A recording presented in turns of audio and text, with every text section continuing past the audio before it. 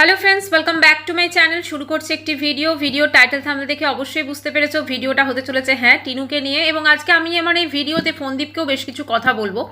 দেখো, আমরা যারা নিরপেক্ষভাবে সমালোচনা করে থাকি বা কন্ট্রোভার্সি ভিডিও করে থাকি, তারা কিন্তু দুদিকটাই দেখবো, ঠিক আছে? দুদিকেরই যা কিছু আছে সেটা নিয়ে কিন্তু কথা বলবো। এখানে কিন্তু মানে অন্ধভাবে কাউকে সাপোর্ট করার কিন্তু কোনো ব্যাপার নেই, সেটা আমি শুরুতেই বলে দিলাম।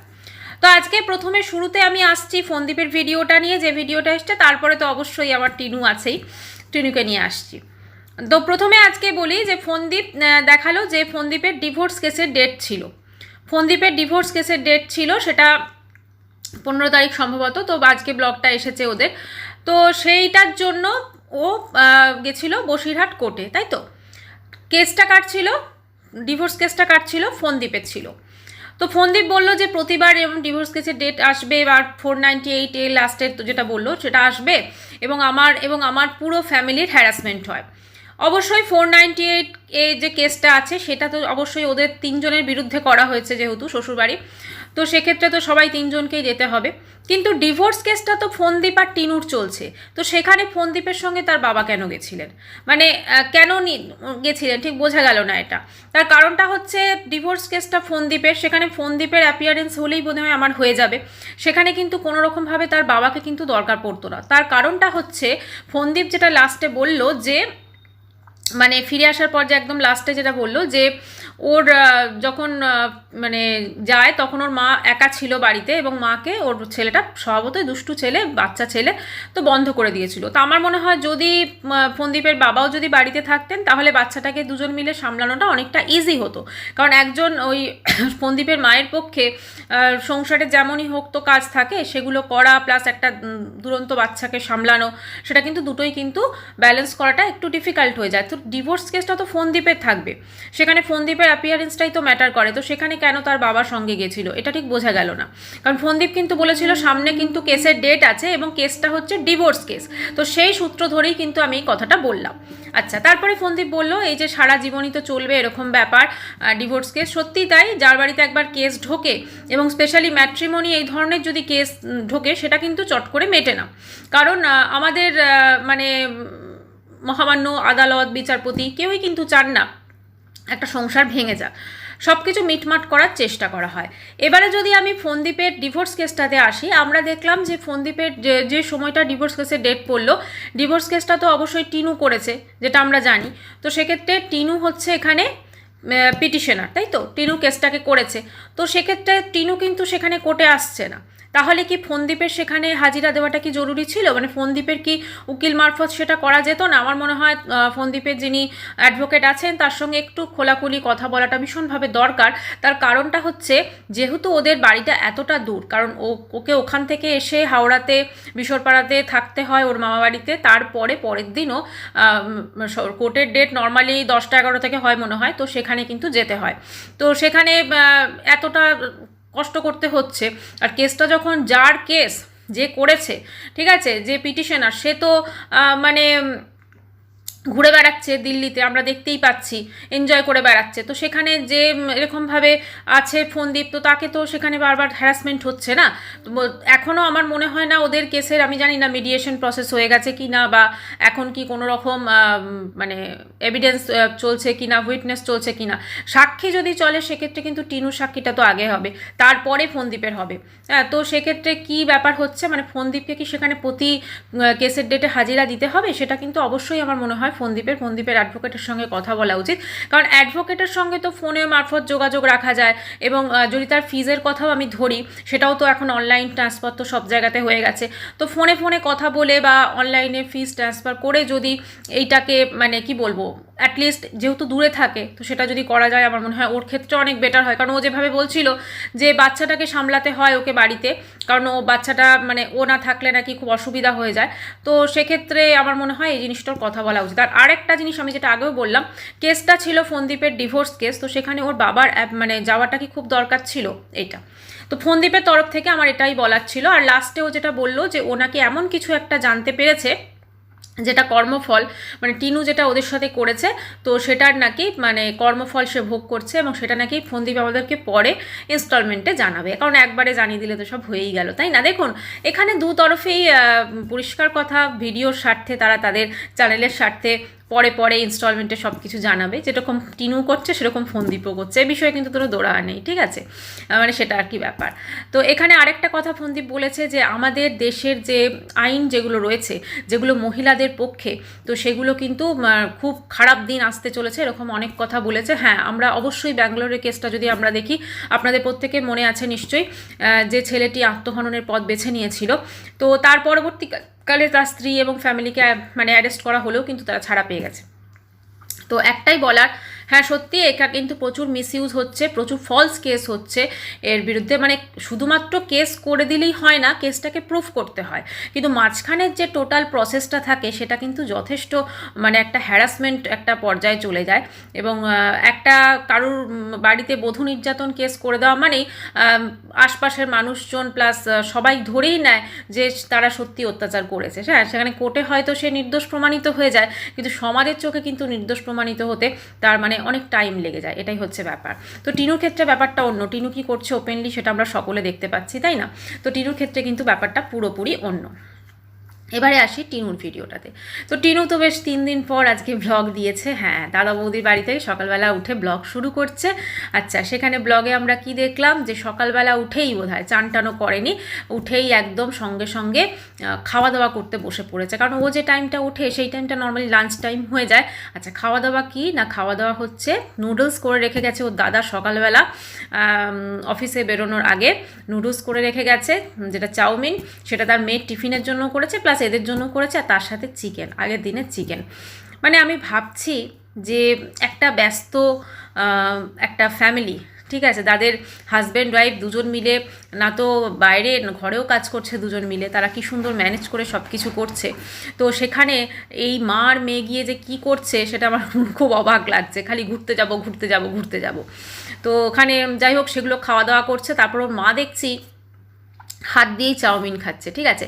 তখন টিনু বলছে মা চামচ নিয়ে হাত দিয়েই খাচ্ছে, আসলে মানে লাঞ্চ হিসেবে খাচ্ছেন, তো ভাত চিকেন এরকম হিসেবে খাচ্ছেন, তো কিছু বলার নেই আর, ঠিক আছে, এই বিষয়টা নিয়ে। তো তারপরে সমস্ত কিছু করে ওর শ্যুট হলো হচ্ছে প্রমোশনাল একটা ভিডিও, প্রমোশনাল ভিডিওটা শ্যুট হলো, এবং সেটা সম্ভবত বৌদির যেখানে থাকে সেইটার ব্যালকনিতে শ্যুট হয়েছে। তো সেটা শ্যুট করলো সমস্ত কিছু, ফ্ল্যাক্সিডের ওই চুলের একটা ব্যাপার, তো সেটা শ্যুট করার পর তারপরে সন্ধেবেলা দাদা বৌদি ডাইরেক্ট চলে এসেছে তার নিচে যারা থাকে, মানে বৌদির বাপের বাড়ির লোক সেখানে। তো সেখানে গিয়ে মানে সব চায়ে নাস্তা যেরকম করে আর কি, তো সেখানে করতে, তা সেখানে মা মেয়েকে ডেকে পাঠিয়েছে, ঠিক আছে? আর মা মেয়ে তো নাইটি পরেই মোটামুটি দৌড় দিয়েছে, ঠিক আছে? মানে খুব অদ্ভুত একটা কীরকম লাগছিল যে বাকি যারা রয়েছে তারা একটা মোটামুটি ঠান্ডার জায়গাতে যেটা হয় জিন্স পরে রয়েছে, বা হয়তো প্যান্ট পাজামা, বাড়িতে যেটা পাজামা পরে থাকে, টি শার্ট, ঠিক আছে? তো সেখানে ওরা ওই কিন্তু ওইগুলোই পুরেই মোটামুটি চলে গেছে, তারপর সেখানে হাহা হিহি, ওরা ওদের নিজেদের মধ্যে হাসাহাসি করছে, কথা বলছে, এই করছে, তো এরাও হে হাহা হিহিতে দেখলাম অমাবস্যা দাঁত কেলিয়ে বসে আছে, ঠিক আছে? তো মেয়েও দেখলাম এই করছে, মানে এদের লাইফে আমি সত্যি ভাবছি যে নিজেদের কোনো চিন্তা ভাবনা, নিজেদের লাইফটাকে উন্নত করার কোনো চেষ্টা নেই, খালি মানে অন্যের বাড়িতে গিয়ে পড়ে থাকা দিনের পর দিন। হ্যাঁ, এবং বলা যেতে পারে এখন তো পুরো দাদা বৌদির একটা মানে বাড়িতে ফ্যামিলি মেম্বারের মতো হয়ে গেছে, ঠিক আছে? কারণ ওর তো তার অতিথি বলা যায় না, কারণ অতিথি তো ধরুন আসবে 2 দিন থাকবে তারপর চলে যাবে, কিন্তু এ তো মানে আসা যাওয়া করছে, নিজের ফ্ল্যাটে কম আর দাদা বৌদির বাড়িতে কিন্তু বেশি দিন থাকছে, সেই জন্য একে কিন্তু পুরোপুরিভাবে অতিথি কিন্তু বলা যায় না। হ্যাঁ, তো সেখানে হলো চায় নাস্তা হলো, তারপরে ওপরে এসে কফি হচ্ছে। আচ্ছা, দাদা কফি বানাচ্ছে, দাদার মেয়েটাও বোধহয় একটুখানি মানে খুনসুটি করছে, দাদার মেয়েটাও কফিটা করা, আর সেখানে টিনু বসে আছে, এমনভাবে হাবভাব নিয়ে বসে আছে যেন কফিটা ওই বানাচ্ছে। আরে ভাই, তোরই তো উচিত, মানে দাদা বৌদি বাইরে থেকে আসছে, তুই তো কফি বানিয়ে খাওয়া, তোরা সারাদিন ঘরে বসে আছিস, তাই না? তোরা সারাদিন ঘরে বসে আছিস, দাদা বৌদিকে একটু চা কফি করে খাওয়া, যে না আমি করছি, তোমরা অফিস থেকে ফিরলে, ওই সব কিন্তু কোনো ব্যাপার নেই, ওখানে বসে বসে অন্যরা করবে আর ও হচ্ছে খাবে। আচ্ছা, তারপরে সমস্ত কিছু রেডি ফেডি হয়ে সন্ধেবেলা দাদা বৌদিকে নিয়ে বেরিয়ে গেল হচ্ছে ওই আপনার ওই 100 টাকার জিনিস কেনা যায় সেটা মার্কেটে। দিল্লিতে এরকম আমরা তো জানি সরোজিনী মার্কেট, এগুলো আরও অনেক কিছু আছে যেখান থেকে কিন্তু খুব কম টাকাতে কিন্তু বেশ বেশ রিজনেবল প্রাইসে কিন্তু অনেক সুন্দর সুন্দর জিনিস পাওয়া যায়। তো সেখানে চলে গেল। আচ্ছা, সেখানে দাদা বৌদিও ইচ্ছা করেই নিয়ে গেছে, কারণ ঘরে আবার রান্না করতে হবে রাত্রের ডিনার বোধহয় সেরকম কিছু নেই, কারণ আগের দিনে চিকেনটা ছিল সেটা তো ওরা সকালবেলা খেয়ে ফেলেছে। মানে দেখুন, যারা নর্মালি জব করে হাজব্যান্ড ওয়াইফ, তাদের কিন্তু সমস্ত কিছু খাবার দাবার না একটা মানে যারা চাকরি করেন হাজব্যান্ড ওয়াইফ, তারা কিন্তু মোটামুটি একটা খাবার দাবার একটু হিসেবের মধ্যে করে, স্পেশালি ঠান্ডার টাইমে, যে চলো এইটা দিয়ে আমরা কালকে রাত্রে খেয়ে নেবো, ওইটা দিয়ে আমরা কালকে রাতে। এই মা মেঘ যাওয়ার পর কী হচ্ছে, এরাও তো দুপুরবেলাটা থাকছে, মানে দুপুরবেলা থাকলে ন্যাচারালি কিছু খাওয়া দাওয়া করতে হবে। আবার টিনু বলছে আমরা ভাত খেলাম না, আবার বকা খাবো, মানে মানে কি বলবো, কিছু বলার নেই। আবার টিনুও আজকে বলছে দাদা বৌদি কবে থেকে বলছিল কবে আসবি রে, কবে আসবি রে, কবে আসবি রে। এখানেই তো মানে এতদিন তো দাদা বৌদির কোনো আমরা কিছু দেখিনি, এখন হঠাৎ করে বোনের প্রতি এত প্রীতি, নাকি এটা আমাদেরকে মিথ্যে কথা বলছে যে বারবার করে দাদা বৌদির বাড়ি চলে যাবে, সেটা অডিয়েন্স বলছে, তাই জন্য হয়তো মিথ্যে করে বলছে, এটাও হতে পারে। তো সেখানে তারপরে সব কিছু করে টোরে ওই 100 টাকার মার্কেটে সব চলে গেল, এবং সেখানে গিয়ে বেশ টুকটাকেই কিছুদিন আগে দেখলাম সোয়েটার কিনেছে সমস্ত কিছু, আবার দেখলাম সোয়েটার সমস্ত জুতো, 100 টাকার 3টে জুতো, বেশ জুতোগুলো কিন্তু খুব সুন্দর। তো সেগুলো সব কিনে টিনে তারপরে ফিরলো, এবং আবার ওই নিচে ওই বৌদির বাপের বাড়ির নিচে, ঠিক আছে, মানে বসে আর কি ইয়ে করছে, কি বলে, চা খাবে, চাটা খেয়ে তারপরে আবার ওপরে যাবে। আমার যেটা মনে হচ্ছে বৌদির বাড়ি গ্যাস ট্যাস সিলিন্ডার শেষ হয়ে গেছে, বুঝলেন তো। কারণটা হচ্ছে মানে মা মেয়ে ধরুন সারাদিন তো বাড়িতে থাকে, এবার গরম জল হচ্ছে, চা হচ্ছে অতবার, তারপর দেখলাম ফ্ল্যাক্সিডের ওটার জন্য ফুটোচ্ছে, মানে গ্যাসও তো ধরুন একটা যা এক্সপেন্সিভ এখন হয়ে গেছে, ঠিক আছে, মোটামুটি সিলিন্ডার বোধহয় শেষ করে দিয়েছে। তো এবারে ব্যাপারটা হচ্ছে খাওয়া দাওয়াগুলো, সেই জন্য ওই বাইরে ছোলা বাটোরা খেয়ে এলো, একদম ডিনারটা হয়ে গেল, তারপরে বাড়ি ফিরে ওখানে চা খেয়ে নিল, ব্যাস একদম রাতের মতো ডিনার ফিনার সব কমপ্লিট হয়ে গেল। তো তারপরে সেখানে দেখলাম ওই নিচে যে বাচ্চাগুলো থাকে তাদের নিয়ে খুব খুনসুটি হচ্ছে। আমার খুব মনে পড়ছে ওরও কিন্তু নিজের একটা ছেলে আছে, এবং অমাবস্যা যখন ওই ওর দাদার মেয়েটার সঙ্গে যখন ওই খেলা করে, আদর করে, এগুলো করে, আচ্ছা আমার একটা জিনিস জানতে খুব ইচ্ছে করে, ওনার কি একবারও মনে হয় না যে ওনার একটা ফুটফুটে সুন্দর চঞ্চল একটা নাতি রয়েছে, যাকে তো ডেফিনেটলি তার ভিডিও তারা দেখেন, তাই না, ফোনদীপের চ্যানেলে। তো সেইটা একবারও মনে হয় না যে আমার তো নিজস্ব একটা এরকম নাতি আছে, আমার নিজের মেয়ের ছেলে, সেটা একবারও মনে হয় না ওনার বোধহয়। এবং এই যে ধরুন ওকে আদর করছে, এ করছে, প্লাস নিচেও যখন দেখলাম ওরা এসে বসলো চা ফা খাচ্ছে ওখানে, সেখানেও বাচ্চা নিয়ে টিনু আদিক্ষেতা করছে। এই যখন বাচ্চা নিয়ে টিনু আদিক্ষেতা করে না, বিশ্বাস করুন খুব খারাপ লাগে, যে নিজের সন্তানকে ছুঁড়ে ফেলে দিয়ে চলে এসেছে। যে যাই বলুক, নিজের সন্তানকে যদি কোনো মা পেতে চায় না, কোনো মা যদি নিজের সন্তানকে পেতে চায়, সে শেষ দেখে ছাড়ে, সে সুপ্রিম কোর্ট অবধি পৌঁছে যায়। আর এই যে কোথায় কোথায় পৌঁছে গেছে সেটা আমরা সকলেই দেখতে পাচ্ছি, ঠিক আছে, মানে কি বলবো, কিছু বলার নেই আর। তো তারপরে দেখলাম ওখান থেকে আসার পর রাত্রি 1:45 অবধি দাদা বৌদির সঙ্গে কথা গল্প টল্প হয়েছে, ওর কথা অনুযায়ী। তারপর বলছে দাদাও ঘুমিয়ে পড়লো, বৌদিও ঘুমিয়ে পড়লো, কালকে আবার অফিস আছে, তো ওদের তো কোনো কাজ নেই, ওদের তো সারাদিন ঘরেই থাকবে, 12টা থেকে 12:30 অবধি ঘুমোবে, তারপরে উঠে রেডি করা, লাঞ্চ একদম রেডি, তারপরে বিকেলবেলা চায় নাস্তা রেডি, তারপরে সন্ধেবেলা একটু বেরোনো। আচ্ছা, তারপরে দেখলাম দাদা বৌদি আসার পর ওই ওদের বাড়িতে সন্ধেবেলা চায় নাস্তা করে তারপরে বাড়ির জাস্ট সামনে যে পার্কটা রয়েছে, যেটা আমাদেরকে বলেছিল অমাবস্যা, যে সামনের পার্কটাতে যাব, ঠিক আছে, সেইটাতে দেখলাম গেছে, দাদা বৌদি নিয়ে গেছে। মানে আমি ভাবছি, হ্যাঁ বাড়িতে তোরা সারাদিন বসে আছিস, হ্যাঁ এটা তো শীতকাল, তো যা না একবারে বেরিয়ে একটুখানি পার্কে রোদে ফোদে ঘুরে আয়, না সেসব না, বাড়িতে বসে বসে, কারণ দাদা বৌদির অ্যাবসেন্সে কি বলুন তো, একটা সাজানো সুন্দর একটা সংসারে নিজেদের বেশ কাজকর্মগুলো করতে অনেক সুবিধা হয়। কারণ ওই রকম সংসার যে সাজানো গুছোনো, সেটা যখন নিজের বাড়িতে যখন সাজাতে হয় না, তখনই খুব অসুবিধা হয়ে যায়। তারপর তারপর দেখলাম ওই 100 টাকার জিনিস কিনতে পেরেছিল, সেখানে গিয়ে কাপ টাপ কেনা হলো। এত জিনিসপত্র কেনাকাটা করে আমি ভাবি সেখানে কিন্তু একটা সংসার ঠিকঠাক সাজানো গুছোনো একটা সংসার কিন্তু গড়ে উঠতে পারছে না। সবসময় যে সংসার হাজব্যান্ড ওয়াইফের হতে হবে বা হাজব্যান্ড ওয়াইফ বাচ্চার হতে হবে সে কিন্তু নয়, মানে একটা সিঙ্গেল প্যারেন্টও কিন্তু একটা খুব সুন্দরভাবে সংসার কিন্তু করতে পারে, মা মেয়ে দুজনের সংসার করতেই পারে সুন্দরভাবে সাজিয়ে গুছিয়ে একটা নিয়মানুবর্তিতার সঙ্গে। কিন্তু এর ক্ষেত্রে কিন্তু আমরা কোনোটাই দেখি না, এর ক্ষেত্রে আমরা কি দেখি, একটা উড়নচণ্ডী মনোভাব, ঠিক আছে। সব সময় ঘুরে বেড়াবো, এখান সেখান ওখান ওখান ঘুরে বেড়াবো, ব্যাস। আর ওই একটুখানি চোখ মেরে একটুখানি নাকটাকিয়ে করে তারপরে আমি রিলস বানাবো, ব্যাস, তাহলেই আমার হয়ে গেল। আসলে কি জানেন তো, মানে এই যে ধরুন ও যে এত মোটা হয়ে যাচ্ছে, আমরা প্রত্যেকে বলছি ওভারওয়েট হয়ে যাচ্ছে, ওভারওয়েট হয়ে যাচ্ছে, কারণ ও কিন্তু সত্যি বীভৎস মোটা হয়ে গেছে। এটা আমরা যখন স্ক্রিনে দেখছি এতটা লাগছে, সামনাসামনি দেখলে হয়তো আরও মোটা লাগবে। তাহলে একটা মোটা মানুষের মানে একটা তো ন্যূনতম থাকে যে আমি কোনটা খাবো আর কোনটা খাবো না। লাঞ্চ করছে নুডলস, ভেজ নুডলস দিয়ে লাঞ্চ করছে, ঠিক আছে? তো আপনি ভাবতে পারেন যে নুডলসটা যারা মোটা হয়ে যাচ্ছে তাদের জন্য কতটা অস্বাস্থ্যকর একটা খাবার। তারপরে কি হলো, চিকেনটা না হয় ঠিক আছে, প্রোটিন আছে, খেলো। এবারে সন্ধেবেলা বাইরে গিয়ে ওই ছোলে ভটোরা, মানে একটা ডিপ ফ্রাইড জিনিস খাচ্ছে, এবং ছোলে ভটোরা অবশ্যই ময়দার হচ্ছে, তো সেখানে সেইটা খাচ্ছে যেটা ওর শরীরের পক্ষে যথেষ্ট হানিকারক। এবং শুধু তাই নয়, ওটা ক্ষতি করবে, কারণ ওকে তো আরও মোটাপাটা ওর বাড়িয়ে দেবে। তাহলে ওর নিজের শরীরের সম্পর্কে ও কোনটা খাবে আর কোনটা খাবে না ওর নিজেরই কিন্তু কোনো রকম মানে ঠিক নেই। ওর খালি যেটা যা হাতের সামনে পাচ্ছে, যা দেখছে চোখে, সেটাই খেয়ে ফেলছে। মানে নিজের চেহারার প্রতি ওর কিন্তু নিজেরই কোনো রকম কোনো কিছু নেই। ও যা কিছু করবে ভাবছে মানুষজন, আমার টাকা আছে ওয়াইটির, আমি যা খুশি করতে পারি, আমি যেমনভাবে খুশি থাকতে পারি, আমি যেরকমভাবে আমি লাইফস্টাইল লিড করতে পারি। তো মানে এইরকমভাবে একটা মেয়ে কিভাবে, মানে কত সুন্দর তার একটা জীবনযাত্রা ছিল, কত সুন্দর দেখতে ছিল, আজকে তার কি পরিণতি।